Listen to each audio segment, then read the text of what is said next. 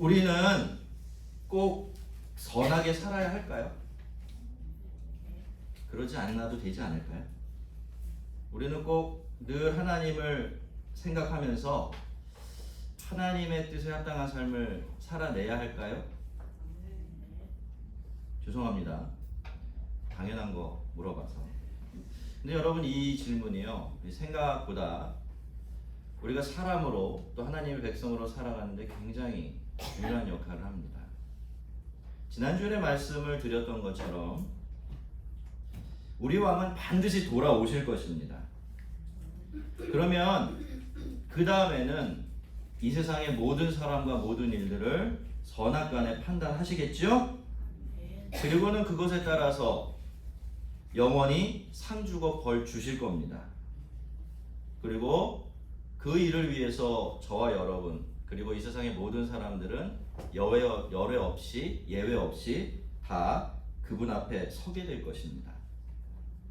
그래서 우리가 과연 그날 그 순간에 그분 앞에 어떤 모습으로 서야 하고 또 어떤 모습으로 서게 될까 하는 것을 좀 상상을 해보면요, 그것만으로도 우리가 선하게 살아야 하고 또 하나님의 뜻에 맞춰가며 살아가야 한다라는 그 충분한 이유를 발견할 수가 있죠. 하지만 이건 말고도요, 우리가 선하게 그리고 하나님의 뜻대로 살아야 되는 또 다른 현실적인 이유가 있는데, 그것은 우리의 모든 선택이 그 선택 자체로 끝나는 게 아니기 때문이죠. 여러분, 모든 선택은 씨앗입니다. 그 선택 다음에 그것이 씨앗이 돼서 열매를 우리가 거두게 되기 때문입니다. 믿지 않는 사람들도 늘 그렇게 이야기해 왔죠. 콩 심은 데는 콩 나고 팥 심은 데는 팥 난다라고 말입니다. 여러분, 씨앗이 선해야 열매도 선합니다. 악한 씨앗을 뿌렸는데 거기서 선한 열매가 맺힌다? 나쁜 씨앗을 뿌렸는데 거기서 좋은 열매가 맺힌다? 있을 수가 없는 일이에요. 겉으로 보기에는 그렇게 보일 수 있어요. 하지만 그것은 인간의 욕심이 만들어내는 허상이지 진실이 아닙니다. 잠깐 또 그렇게 보일 수도 있을 거예요. 그렇지만 악한 씨앗이 선한 열매를 맺는 일은 절대로 없습니다. 그렇기 때문에 우리는 선하게 살아야 하고 또 하나님의 뜻에 맞춰가며 살아가야 하는 거죠. 압살롬의 반역이 무사히 마무리가 되었습니다. 그건 하나님께서 다윗을 망하게 하시기 위해서가 아니라 다윗을 징계하시고 다윗에게 죄라는 것이 얼마나 악하고 무서운지를 보여주고 가르쳐 주려고 주신 것이었기 때문이죠. 그래서 하나님께서 이제 그만 됐다라고 판단하셨을 때 그 반란이 그렇게 급작스럽게 마무리가 된 겁니다. 자, 그러면 다윗은 어떻게 해야 될까요?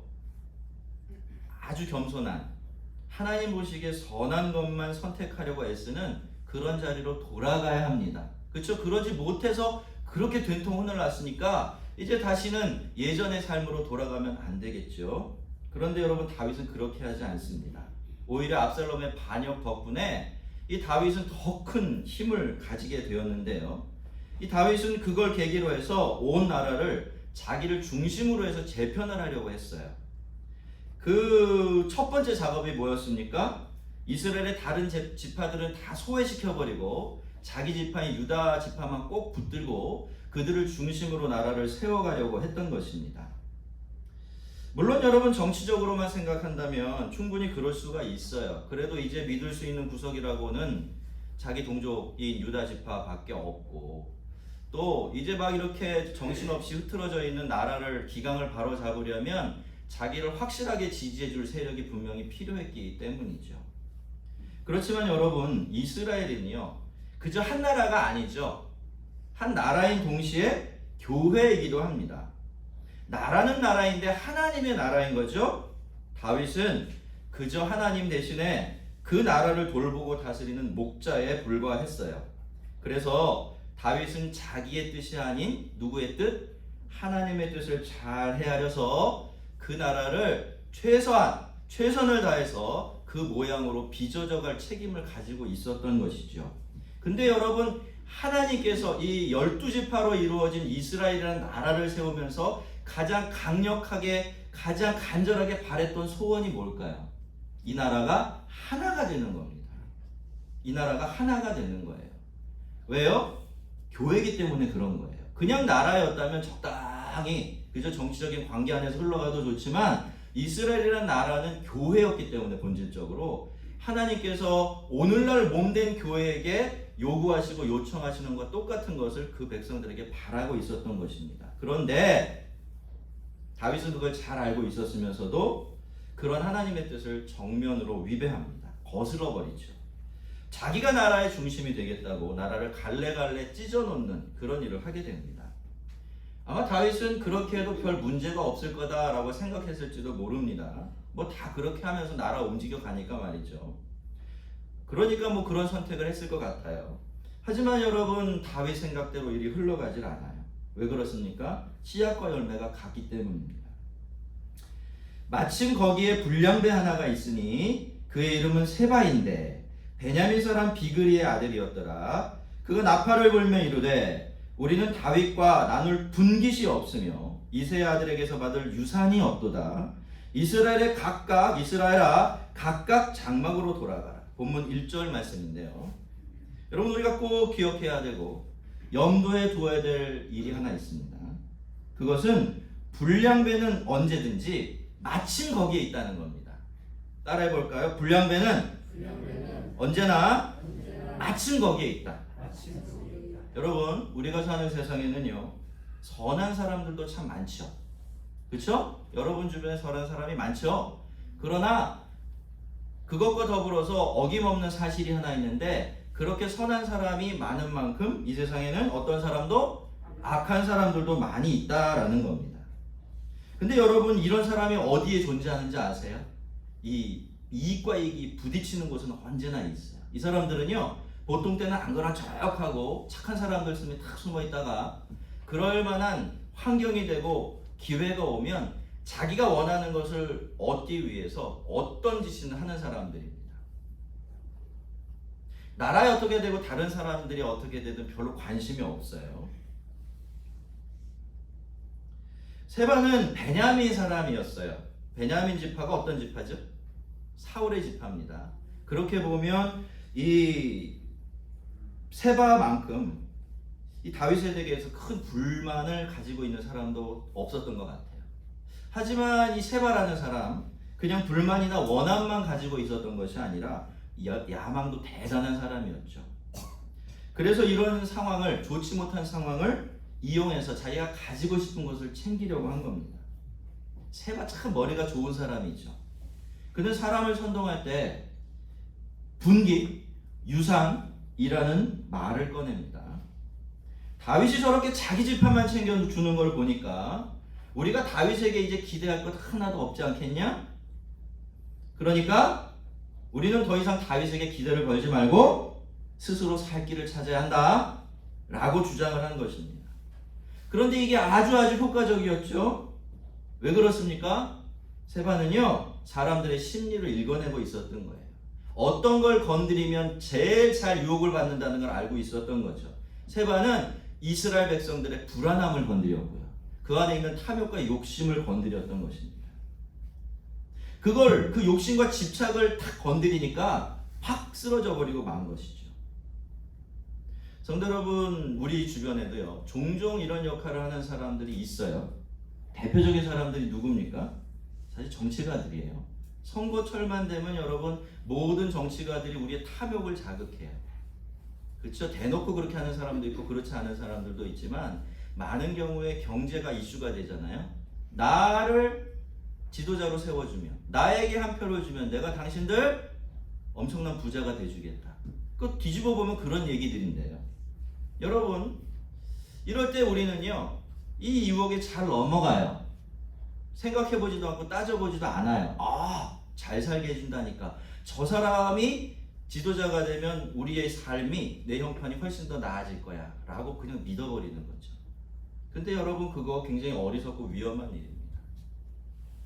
사람에게는요, 적어도 그 사람 한 사람에게는요, 그런 능력이 있어요, 없어요? 있어요, 없어요?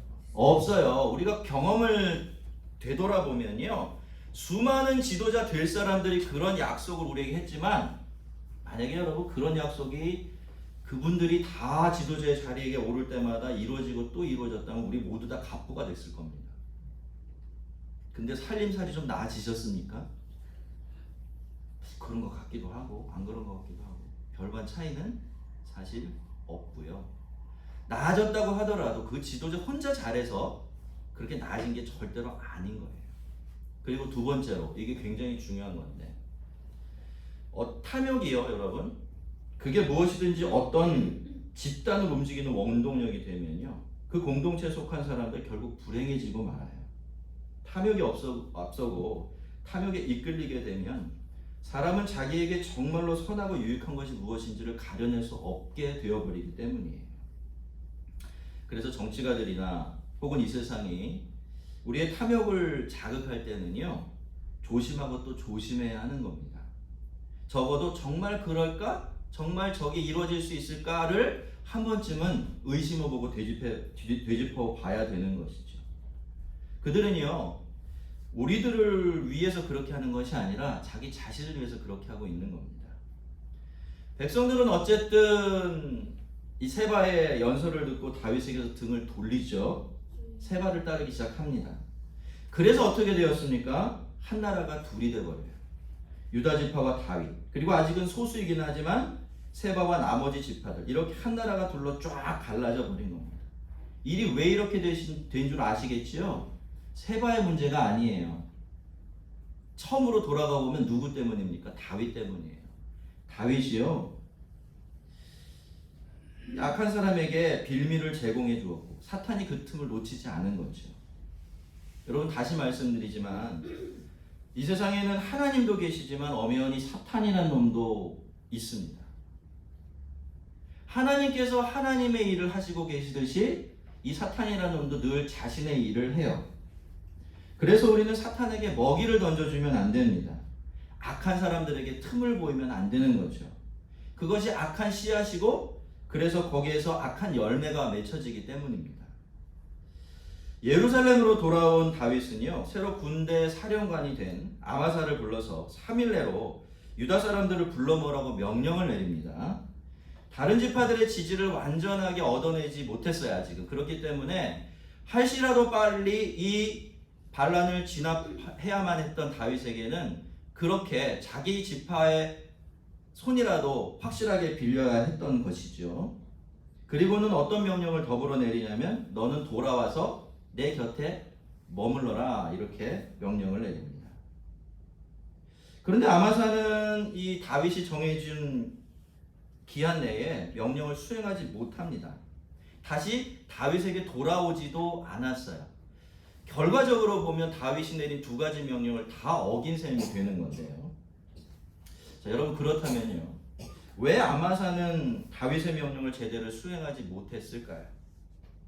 3일이라는 기간이 너무 짧았기 때문일까요? 생각보다 유다 지파의 지지가 그렇게 좀 강력하지 않았기 때문일까요? 혹시 아마사는 일부러 그렇게 한 것은 아니었을까요? 어쨌든 이 다급한 마음으로 아마사를 보냈던 다윗, 아마사가 하몽차사가 되어버리니까 점점 더 마음이 급해져요. 그래서 다윗은 아비새를 불렀습니다.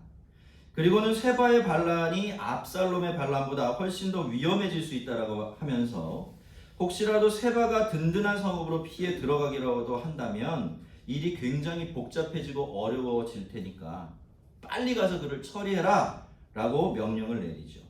아비새는요, 그 당시에 동원 가능한 모든 부대들을 총동원했습니다. 요압을 지지하는 병사들뿐만이 아니라 그렛 사람들과 블렛 사람들, 그러니까 다윗의 친위대까지 모두 다 동원을 한 겁니다. 물론 그 중에는 누구도 있었을까요? 아마사에게 자리를 빼앗겼던 요압도 포함되어 있었어요. 다윗의 군대가 기브온 바위, 큰 바위라는 곳에 도착을 하자 아마사가 그들을 맞이하러 나오거든요. 아마사도 뭐 하는 척은 해야 되니까 그들을 맞이하러 하고 나갔어요. 근데 아마사가 가다가 흠칫해요. 왜 그렇죠? 이렇게 보니까 군복을 차려입은 요압이 자기를 향해서 저벅저벅 다가오고 있는 겁니다. 근데 이 아마사는 그렇다고 해서 요압을 크게 경계하지는 않았어요. 왜 그랬습니까? 이렇게 보니까 요압의 허리춤에 칼집이 비어 있는 거예요. 그러니까 그렇게 생각했죠. 요압은 지금 나를 죽이러 오는 게 아니구나. 혹시 그렇더라도 칼이 없으니까 나를 어쩌지 못하겠구나 하고 경계심을 풀었어요. 하지만 여러분 그 8절을 보면 이 우연히 요압의 칼이 칼집에서 빠져난 것처럼 그렇게 되어 있지만 사실 요압은 일부러 칼을 떨어뜨렸다고 봐야 돼요. 그래야 아마사가 자기를 의심하지 않을 테니까 말이죠. 그래서 한편으로는 자기 품에다가 단도 하나를 숨겨 갔던 것입니다. 요압은 웃는 얼굴로 아마사에게 다가갔겠죠. 그리고 내 형은 평안하냐? 이게 무슨 뜻이냐면 이런 거예요. 두 사람이 사촌지간이거든요. 그러니까 형인지 동생인지 모르지만 원래 히브리에서는 형이나 동생이나 단어가 똑같거든요. 그러니까 형님 혹은 아오야 잘 있었냐? 괜찮니? 잘 지냈냐? 라고 하면서 웃으면서 인사를 이렇게 하면서 이제 뽀뽀도 하고 이렇게 한 거예요. 이 인사가 굉장히 자연스럽게 들렸겠죠. 형, 아오야 이렇게 부른 거예요. 얼마나 친밀하게 들렸겠습니까? 그런데 바로 그 순간에 요압의 숨겨진 칼이 아마사를 찔렀고 아마사는 그 자리에서 죽고 맙니다. 대개는 요압의 이런 행동을요, 자기가 자리를 빼앗긴 데 대한 아마사에 대한 복수였다 그렇게 해석을 하기도 하는데 제가 보기에는 그런 점이 없지 않아 있었겠지만 꼭 그런 것만은 아니었던 것 같아요. 상황으로 보면요, 아마사는 일부러 다윗의 명령을 따르지 않고 미루고 있었던 것이 분명합니다. 꼭 세바의 편을 들어주기 위해서가 아니라 다윗이 왕인 게 이 사람한테는 굉장히 싫었던 거예요. 비록 다윗이 자기를 용서해 줬죠. 그리고 굉장히 높은 자리에 올려주기는 했지만 이 아마사가 누굽니까? 전에 요압의 반란군 사령관이었던 거거든요. 그만큼 다윗을 싫어했던 사람이에요. 그런데 그 마음이 지금 없어졌다, 남아있다. 남아있는 거죠. 그러니까 이 사람 입장에서는 그쵸? 그 반란을 쉽게 진압하는 걸 원하지 않을 수밖에 없는 것입니다. 그런데 이번에 그 속내가 고스란히 드러나게 된 것이죠. 그러지 않고서야 아무리 요압이라고 해도 자기 마음대로 다윗이 새롭게 세운 군대 사령관을 살해할 수는 없죠. 설사 그렇게 했더라도 나중에 아무런 추궁을 받지 않고 다시 다윗 군대의 사령관 자리를 복귀하는 일은 있을 수가 없을 겁니다. 그러니까 이 일은 아마사가 그죠? 잘못을 저지를 때는 응징이었다 그렇게 보는 것이 맞습니다. 드디어 그렇게 해서 세바에 대한 본격적인 추격 작전이 시작이 되지만 아마사의 부하들은 요압을 따르는데 이상하게도 그렇게 협조적이지 않았어요. 그래서 요압의 측근 하나가 그들의 지지를 이끌어내기 위해서 전면으로 나서게 되는데 그는 이렇게 외쳤습니다. 아주 짧은 연설을 한 건데요. 요압을 좋아하는 자가 누구이며 요압을 따라 다윗을 위하는 자가 누구이냐라고 말했습니다. 지금 의도적으로 누구와 누구를 하나로 묶고 있죠? 요압과 다윗을 하나로 묶었습니다. 그러고 나서 이렇게 말하는 겁니다. 요압의 편을 들면 그건 다윗의 편을 드는 일이 되겠지만 만약에 요압의 편을 들지 않으면 그 사람은 왕에게 반기를 드는 거다라고 말한 거예요. 맞습니까? 틀립니까? 맞아요. 왜요? 지금 요압은 어쨌든지 다윗에게 반기를 든 반란군을 진압하러 가는 중이었죠. 그러니까 요압을 따르지 않으면 다윗의 반대자가 되는 거죠. 그 사실을 일깨워 준 겁니다. 그래서 문기적거리던 사람들도 뭘 알게 돼요? 야, 큰일 났구나. 이때 내가 지혜롭게 행동하지 않으면 이게 내가 위험해질 수 있겠구나 라고 생각을 하면서 이제 요압을 따르기 시작을 해요. 그런데 이렇게 보니까 이상하게 그렇게 마음을 정한 것 같은데도 머뭇거리고 있어요, 이 사람들이. 근데 그 이유가 굉장히 엉뚱한 데 있었어요. 이 요압이 아마사를 죽인 곳이 길 위였거든요. 길 위에서 죽였어요. 그러니까 그 시체가 어디에 누워 있을까요? 길 위에 누워 있고요. 그 길 위에 누워 있는 그 아마사의 시신에서 피가 흔하게 이 길가로 다 퍼져 나간 겁니다. 그것 때문에 전진이 안 된 거예요. 왜냐? 율법이 뭐라고 이야기합니까? 시체나 시체에서 흘러나온 피에 접촉을 하는 사람은 부정해지는 거죠.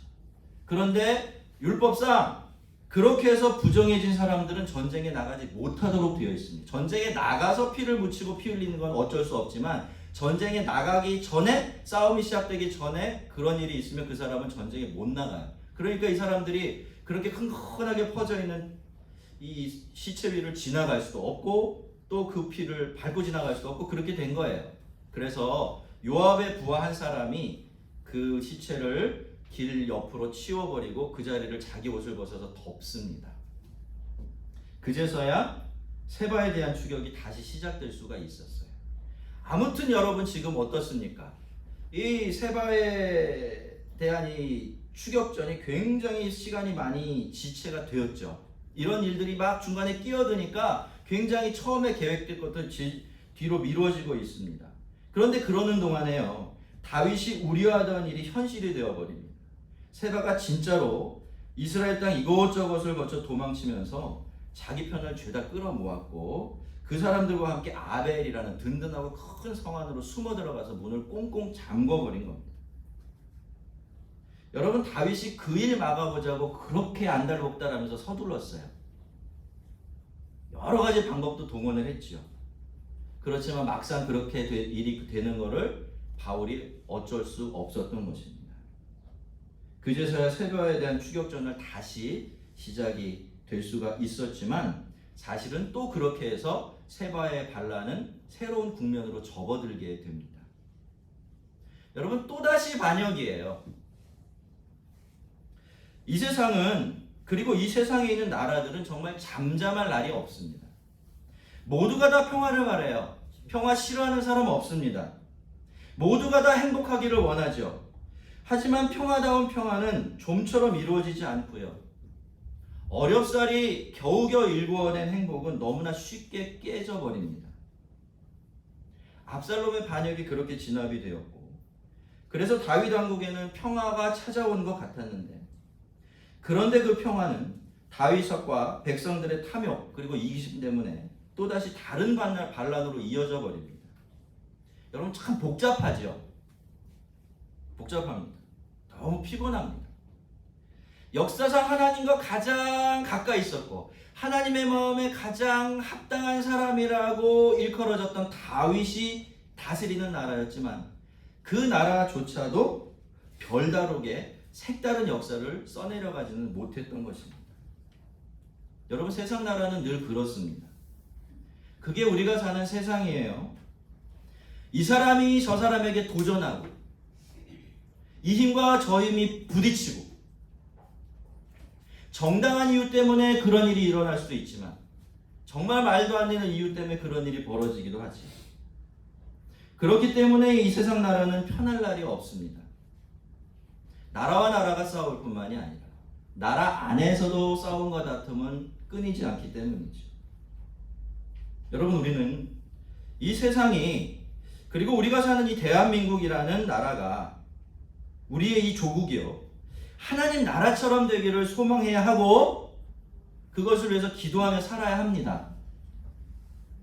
그리고 비록 우리가 작은 사람들이겠지만 하나님께서 우리에게 주신 그 자리에서 이 나라가 좀 더 살기 좋은 곳이 되고 하나님의 뜻에 합당한 곳이 되어지도록 애쓰고 힘을 써야 합니다.